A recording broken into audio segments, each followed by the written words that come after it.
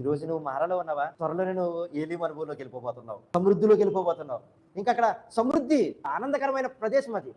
మారా అని చేదు అనుభవాలు ఎదుర్కొంటున్నావు. బట్ నీవు మారాతోటి అంతమవ్వవు నువ్వు. ఏలీము అనుభవం కూడా నీ జీవితంలో ఉంది. పరమార్థం దేవుడు తెలియజేస్తున్నారు. అంటే ఇప్పుడు ఏలీము దగ్గరికి డైరెక్ట్ గా తీసుకెళ్ళచ్చు కదరా? కాదు, మారా అనుభవం నుంచి వెళ్ళాలి.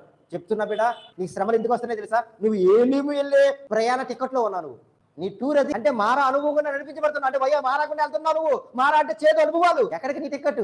వయ్యా మారాలో ఉన్నావు. ఇప్పుడు నీ టికెట్ ఎక్కడ తెలిసే? ఏలీము అంటే సమృద్ధిలో ఉన్నావు. కంగారు పడకు.